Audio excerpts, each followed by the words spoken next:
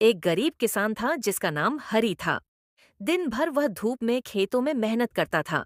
अपने हाथों से मिट्टी को सींचता और फसल उगाता था। पसीने से भीग जाने के बाद भी उसके चेहरे पर थकान से ज्यादा संतोष झलकता था। शाम होने पर हरी अपना पुराना झोला उठाता और घर लौट आता। घर पहुंचते ही उसके बच्चे खुशी से दौड़कर उसे गले लगाते। उसकी पत्नी सीता रोटी और सब्जी लेकर आती। हरी मुस्कुराते हुए कहता, मेहनत का दिन पूरा हुआ। पूरा परिवार साथ बैठकर खाना खाता। गांव के एक पुराने कोने में एक छोटी सी कच्ची हवेली थी, जिसमें रहती थीं अंजलि और उसकी नानी सरस्वती। अंजलि के माँ पापा का एक्सीडेंट में गुजर जाना उसके बचपन का सबसे बड़ा दर्द था। तब से उसकी दुनिया सिर्फ नानी तक सीमित हो गई थी। सरस्वती अपनी उम्र के बावजूद सुबह सुबह उठकर अनाज पीसने जाती थीं ताकि घर का चूल्हा जल सके।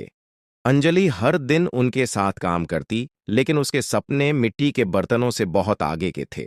वह स्कूल जाकर अध्यापिका बनना चाहती थी। एक दिन स्कूल जाते वक्त अंजलि ने देखा कि कुछ लोग उसके घर के पास वाली जमीन पर निशान लगा रहे हैं। पूछने पर पता चला कि उसके चाचा रघुवीर ने उसी जमीन पर अपना हक जताया था। रघुवीर ने कहा, यह जमीन मेरे भाई की थी, अब मेरी है। तुम लोग यहां से चले जाओ। सरस्वती ने ठहरकर भी मुस्कुराते हुए कहा कि यह जमीन मेरे बेटे की यादों की निशानी है, इसे कोई नहीं छीन सकता। रघुवीर ने धमकी दी।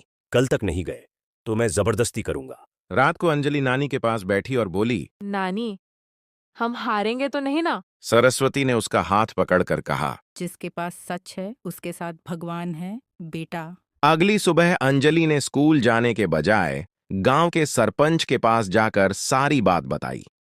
सरपंच ने पुराने कागज मंगवाए और सच सामने आया। जमीन अंजलि के पिता के नाम थी।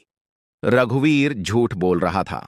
गांव के सामने सच आने पर रघुवीर ने शर्म से अपना सिर झुका लिया। उसने अंजलि से माफी मांगी।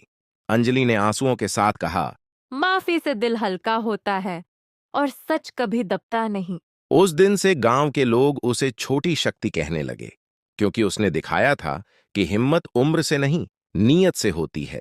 कृपया सब्सक्राइब करें।